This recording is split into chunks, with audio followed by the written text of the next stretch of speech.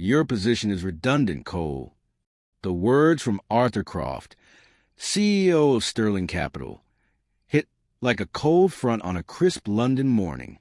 15 years. That's how long I dedicated my expertise to their elite clients. Now, a new AI-driven wealth management software was supposedly replacing me. I watched Croft gloat about efficiency to the board, a calm mask hiding the calculated gears turning in my mind. They thought they were saving money. I knew they were making a profound mistake.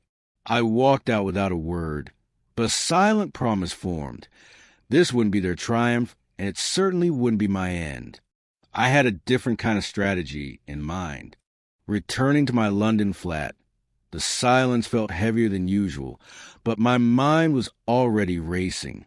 Eleanor, my wife, met me at the door, her expression perceptive.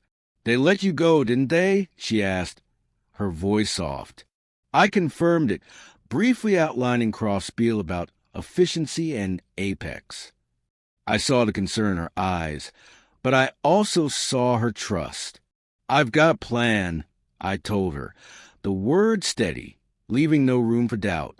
The first step was quiet observation.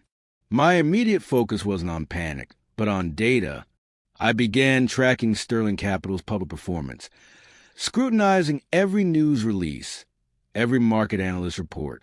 I still had contacts, old colleagues who, despite the shift in management, still understood the real mechanics of wealth management. Subtle conversations, brief emails. I gathered whispers, insights into how the new AI system was truly affecting client interactions. The picture wasn't pretty. I heard stories of automated rebalancing that disregarded long-standing client preferences, of investment strategies that felt rigid and impersonal. Minor irritations at first, but with high-net-worth clients, minor irritations could quickly become major problems. It was during this quiet monitoring that David Hayes' name resurfaced. Hayes, the head of Zenith Private Wealth, a smaller, highly respected boutique firm, had casually reached out a few months prior. "Just a coffee to catch up," he'd said. At the time, I'd politely declined, loyal to Sterling. Now, his firm felt like a strategic opening. Zenith was known for its personalized service, a stark contrast to Sterling's new, algorithm-first approach. I wasn't ready to call him yet, but his firm was precisely the kind of operation that understood the value of human connection in this business. I continued to gather intelligence, methodically logging every misstep Sterling Capital made. The cracks, I knew, would inevitably widen. Weeks turned into a month.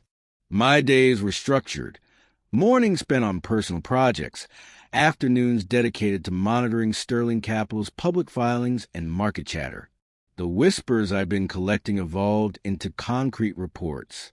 Apex, their AI system, was generating friction. Not catastrophic failures yet, but consistent, irritating miscalculations that were beginning to erode client confidence. I started receiving more direct, if discreet, communications. Sarah, a former junior analyst from my old team, reached out. She was still at Sterling, and her voice on the phone was tight with controlled frustration. "Cole, you wouldn't believe it," she said. Apex just rebalanced the Sinclair portfolio without consulting anyone.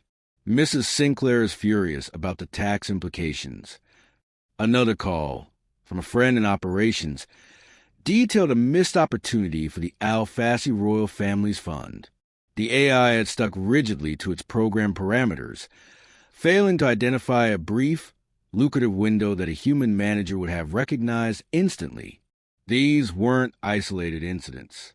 I meticulously documented each one in a digital spreadsheet, cross-referencing public news with the private intelligence. Delayed transfers, inappropriate automated trades, missed market opportunities due to the AI's rigid adherence to its programming. These were precisely the nuances I'd always managed manually, the kind of bespoke client service that built loyalty. The issue started small, easily dismissed by Croft as teething problems. but their frequency was increasing. I felt a cold satisfaction as the pattern emerged, but I showed no outward reaction, nor did I intervene. It wasn't my place, and more importantly, it wasn't my strategy. My focus was on understanding the exact nature of their failures, how Apex truly stumbled when confronted with the complexities of human clients and dynamic markets. I was observing, analyzing, waiting for the inevitable to unfold. The call came precisely when I expected it. David Hayes. His name flashed on my phone, a familiar contact from a professional conference years ago. I let it ring twice before answering, a subtle, almost unconscious timing born of years in high-stakes environments. Cole, David Hayes here, from Zenith Private Wealth. His voice was cordial, professional. Hope I'm not calling it a bad time. Not at all, David. I replied, my tone even. Always time for conversation. He cut to the chase, though gracefully. Heard through the grapevine you've moved on from Sterling. A real shame, given your reputation there. We've been noticing some shifts in the market, particularly concerning how larger firms are managing their top-tier clients. Seems there's a growing disconnect between what the client expects and what they're getting. He didn't mention Sterling Capital by name, nor did he need to. The subtext was clear. He was alluding to the very issues I'd been meticulously tracking. Nuance matters in this business, David. I stated, keeping my observations general. Client relationships aren't built on algorithms alone. Exactly, he responded, his voice gaining a slight edge of genuine agreement. That's precisely our philosophy at Zenith. We're expanding, looking for someone who truly understands the intricacies of bespoke wealth management. Someone who can build trust, not just process data. He paused. I was thinking, perhaps a consulting role to start? Focus on client relationship strategy? We're not looking for proprietary information. Cole, just your insights into what high-net-worth individuals truly need from their advisors. I considered his offer for a moment. It wasn't just a job. It was an affirmation of my core belief, a chance to apply my experience in an environment that valued it. It was also a direct counterpoint to Sterling's misguided path. When can we discuss this further, David? I asked. How about tomorrow morning? He suggested, already anticipating my answer. My office, 10 sharp. The call ended. I didn't feel a rush of excitement, more a quiet certainty. This wasn't a reactive move. It was the next logical step in a meticulously unfolding strategy. The game was truly beginning. My transition to Zenith Private Wealth felt less like a new job and more like returning to a core philosophy. David Hayes was a man who understood that in the high-stakes world of private wealth, the human element wasn't a luxury. It was a bedrock of trust. My consulting role, initially focused on client relationship strategy, quickly expanded. I wasn't just observing from a distance anymore. I was actively implementing solutions. I spent my first few weeks at Zenith auditing their client engagement protocols. We identified areas where even their excellent service could be enhanced, focusing on proactive communication and truly understanding the unspoken needs of ultra-high net worth individuals. I introduced methodologies for capturing qualitative client data, preferences, anxieties, family dynamics, the kind of information an algorithm, no matter how sophisticated, simply couldn't process or appreciate. We refined their bespoke portfolio construction, ensuring that every recommendation was not just mathematically sound, but aligned with the client's unique life goals, not just their financial ones. It was a precise, methodical process, leveraging Zenith's existing strengths with my 15 years of accumulated insight. Meanwhile, Sterling Capital's struggles intensified. The minor irritations I'd been tracking became major headaches. Word spread through the tight-knit London financial community. I heard from former colleagues discreetly how Apex was creating more problems than it solved. Clients, accustomed to personalized attention, felt alienated by automated responses and rigid investment parameters. Their sophisticated portfolios, built over decades with nuanced strategies, were being force-fitted into generic algorithmic molds. I didn't actively solicit any of Sterling's clients. That wasn't my style, nor was it necessary. The market has its own way of correcting imbalances. As Sterling's reputation for impersonal, algorithmic service grew, Zenith's reputation for human-centric, customized wealth management shone brighter. David and I ensured that our approach was visible, that our commitment to genuine client relationships was clear. The distress calls from Sterling's clients, I knew, were only a matter of time. About a month into my consulting work with Zenith, the call from Arthur Croft finally came. His voice, usually so smooth and confident, was tight, strained. "Cole, we need to talk." I was in my home office, reviewing some complex fund structures for Zenith. Through the window, the London skyline stretched, a mosaic of old stone and modern glass. "I don't work for Sterling anymore, Arthur," I stated, my tone even. He ignored the formality. "Look," he said, lowering his voice, as if someone might overhear. "The Apex transition hasn't been as smooth as we anticipated.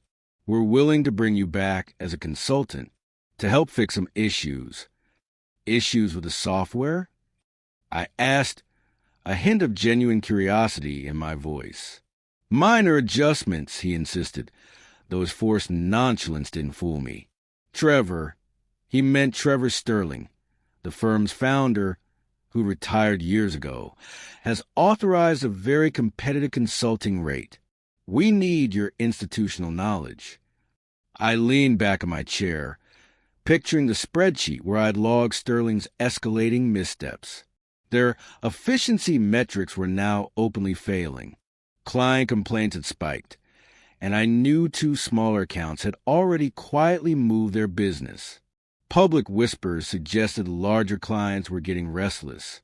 "Send me the offer in writing, Arthur," I said, my voice measured. "I'll think about it." After we hung up, Eleanor found me still at my desk. "Sterling called?" she asked, already knowing the answer. I nodded. "They're struggling." She perched on the edge of the desk, her gaze steady. And nothing," I replied, perhaps a beat too quickly. "I've got a good thing going with Zenith." "But you're tempted," she observed, not a question, just a statement of fact. She wasn't wrong. Despite everything, I'd helped build that firm, nurtured those relationships for 15 years. There was a part of me, a very small part, that felt a pull to fix what I'd created. But that pull was quickly overshadowed by the clear objective logic of the situation. My path was forward, not back. Croft's desperation was a data point, nothing more. The next morning, I drove to Sterling Capital's Mayfair offices. The familiar facade felt different now, imbued with subtle tension I hadn't noticed before. The receptionist, a new face, directed me to a conference room. Inside, Arthur Croft sat with a young man I didn't recognize, likely their head of AI strategy, another technocrat, I surmised. "Cole, thank you for coming in," Croft said, rising with a forced smile that didn't reach his eyes. "Appreciate you considering our offer." "Let's get to it, Arthur," I replied, taking a seat opposite them. "What exactly do you need?" Croft opened a laptop, his screen filled with what looked like Apex's interface. "The system is functioning as designed," he began, "but there are certain client-specific requirements it's not fully accounting for." "You mean like Sir Charles Holloway's liquidity preferences or Lady Eleanor Finch's family trust stipulations?" I asked, my voice calm. The young technocrat looked up sharply, a flicker of surprise in his eyes. He clearly wasn't used to anyone cutting through Croft's corporate jargon. "How did you know we're having issues with those clients?" he blurted out. I didn't dignify the question with a direct answer about my ongoing market intelligence. "Because I spent 15 years learning their nuances," I stated. That's why I'm here, right? Croft cleared his throat, trying to regain control. We'd like you to document these special considerations so we can program them into the system. Our offer is £50,000 for 2 weeks of consultation. Very generous, considering the request hung in the air. They wanted me to download a decade and a half of painstakingly acquired, irreplaceable human understanding into their flawed software, so they could finish replacing me. I looked at Croft, who prioritized algorithms over people, then at the young technocrat, who knew just enough to be dangerous. No, I said simply. Croft blinked. Excuse me. My knowledge and relationships aren't something I can just transfer to a program in 2 weeks. I explained. That's not how this works. It takes years of direct client interaction, of building trust, of adapting to unforeseen circumstances that no code can predict. Croft leaned forward, his face hardening. We've heard you're working with Zenith now. We consider that a conflict of interest, Cole, especially if you're sharing proprietary information about our clients. The true reason for meeting thinly veiled was now exposed. I've shared nothing proprietary, I countered, keeping my voice steady despite a rising surge of cold anger. But it's interesting that you're worried about that while simultaneously asking me to give you everything I know. I stood up. Perhaps you should focus more on keeping your existing client happy and less on what I'm doing. As I headed for the door, Croft's voice followed me. We'll be watching very closely, Cole. We'll be reaching out to our clients to ensure no inappropriate solicitation occurs. I paused in the doorway. Just a suggestion, Arthur. Good luck with that. As I walked through the opulent lobby and out to the street, my phone buzzed. A text from Eleanor. How'd it go? I typed back, they're scared. The call came 3 weeks later. I was at Zenith's main facility, fine-tuning our protocols for managing complex, multi-jurisdictional family trusts, when my phone lit up with Sir Charles Holloway's private number. My heart rate didn't quicken. I'd been expecting this. Cole, this is Sir Charles, he said, his voice unusually sharp. Your old firm is a mess. Apex just made a catastrophic error with my industrial holdings in Asia. Significant capital loss. And the reputational damage is considerable. They blamed everyone but their blasted algorithm. I set down my pen. What happened, Sir Charles? I asked, though I already had a strong suspicion. Delayed transfer missed a crucial regulatory window in Singapore. Automated, apparently. Trevor Sterling himself tried to smooth it over, offered a discount. Never once admitted their fancy system was the problem. Kept insisting it would learn from its mistakes. He scoffed. It kept making the same ones. I'm pulling my entire account. Can Zenith handle my business? I didn't hesitate. Yes, Sir Charles. We can. We've anticipated these kind of challenges. I've already prepared a preliminary, bespoke strategy for your portfolio. I didn't need to elaborate. He knew my work. Sir Charles chuckled, a sound of grim satisfaction. That's what I want to hear. When can you start handling my deliveries? Immediately, I confirmed. I'll have a full proposal and onboarding schedule sent to your office by end of day. The conversation ended, and I felt a wave of quiet vindication. This wasn't solicitation. It was a natural consequence. On my drive home, my phone buzzed again. It was Lady Eleanor Finch. Cole, she began without preamble, we're having serious problems with Sterling. Heard you with Zenith now. The following week, the Alfassi royal family's office called, then 2 more smaller, highly valuable clients. I didn't reach out to any of them first. I didn't have to. They all knew where to find me. They knew who truly understood their business. When I informed David Hayes about the growing list of former Sterling clients wanting to move to Zenith, he just smiled. Guess we'll need to fast-track that permanent position we discussed, Cole. That Friday, I drove past Sterling Capital's illuminated headquarters. Through the glass facade, I could see people working late, crisis mode evident even from the street. I felt a twinge of something akin to pity for the employees caught in the crossfire. But then I remembered Croft's words. Your position is redundant. They had bet everything on technology, forgetting that true wealth management isn't just about algorithms and efficiency. It's about people, relationships, and trust. Things a program could never understand. With multiple high-profile clients now securely with Zenith, Sterling Capital's decline became a public spectacle. The financial press, initially captivated by their apex innovation, now ran headlines about AI integration disasters and client exodus. Their stock plummeted, and their once glossy reputation tarnished. David Hayes, ever the opportunist with a sharp ethical compass, saw not just Sterling's collapse, but an unprecedented strategic opening. Cole, he said one afternoon, leaning back in his chair, what's Sterling Capital worth to us, beyond their defecting clients? I understood his meaning immediately. There's value there, I stated. Their physical infrastructure, some of their non-strategic portfolios, still hold weight. And, crucially, their human capital. Many good people caught in Croft's misguided experiment. My mind went to Sarah, the junior analyst, and others who've been loyal, competent, but dismissed. My earlier desire for vindication had matured.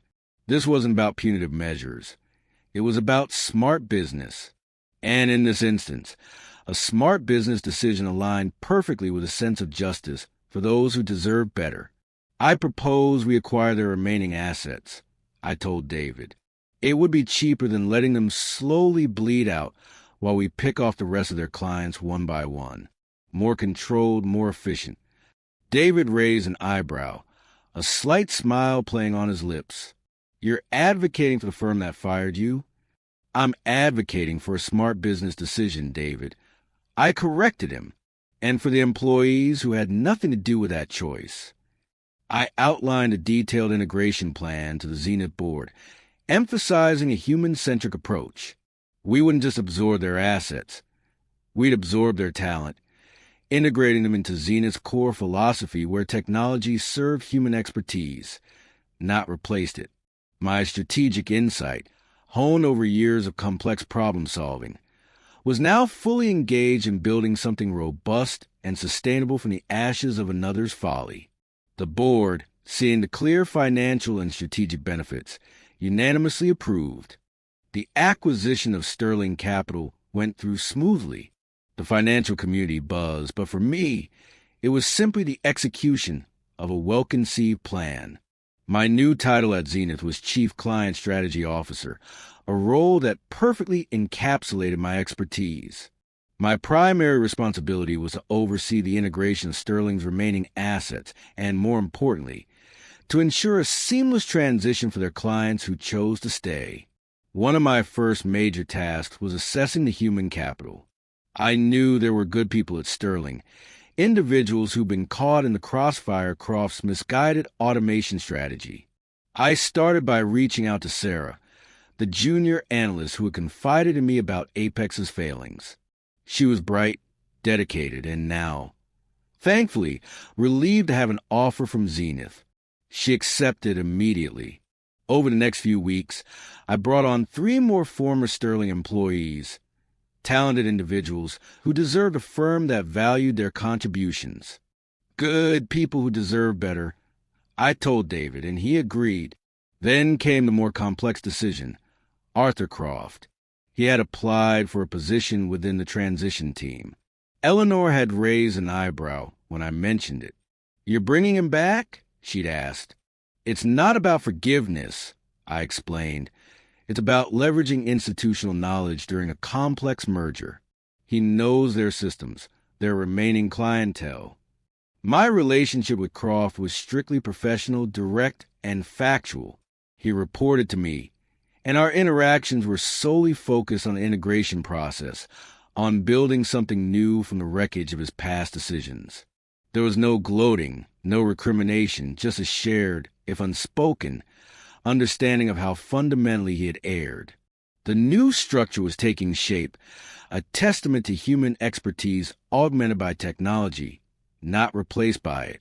1 year to the day after Arthur Croft told me my position was redundant, I stood in what was now Zenith's expanded London headquarters. The familiar Sterling Capital logo had been replaced by Zenith's sleek blue and silver emblem, a quiet testament to a new era. The acquisition had gone through 3 weeks prior, and the integration was proceeding as meticulously as I planned. The firm thrived. Our reputation for a boutique, human-led approach, powerfully backed by intelligent technology, resonated deeply with clients tired of impersonal, algorithmic solutions. Our AI, Apex repurposed and renamed, now serve as a sophisticated support tool. Screens displayed real-time portfolio analytics, but also highlighted nuanced client preferences and flagged potential issues for human review. It was technology aiding expertise, not attempting to replace it. Sarah, now a key member of my team, approached with a tablet. Sir Charles Holloway just sent over his forecasted holdings for the quarter, she said, a smile in her voice. 15% increase. Make sure Liam knows about Sir Charles's charitable trust stipulations, I reminded her. Liam was covering that account while I took a much-needed break. Eleanor and I were finally heading to the Italian coast for a week, my first real vacation in years. The irony wasn't lost on me. Getting fired had led to a better position, significantly better compensation, and a far more balanced life. David Hayes joined us, observing the organized hum of the control center. Just got off the phone with the board, he said, clapping me lightly on the shoulder. Quarterly numbers are excellent. They specifically mention our client retention rates. We hadn't just kept all the former Sterling clients we'd acquired. We'd added a dozen new ones, drawn by our reputation for reliability and a deeply personalized service. The human-centered approach is paying off, David continued. Your instincts were right, Cole. Later that afternoon, I walked through the main trading floor.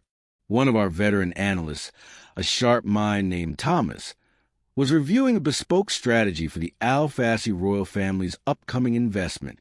All set for new allocation, Thomas? I asked. He nodded. Apex flagged some minor market shifts, but I've adjusted the strategy to account for the family's long-term objectives. Just as you advise. Trust your judgment, I told him. The technology is there to help, not to decide. As I headed for my car, I paused to look back at the illuminated building. The software that was supposed to make me redundant had ultimately proven that some things can be automated. Relationships, experience, judgment. In trying to replace me, they had only proven how irreplaceable the human element truly was. I hadn't set out for revenge, but I had found something far more enduring: vindication.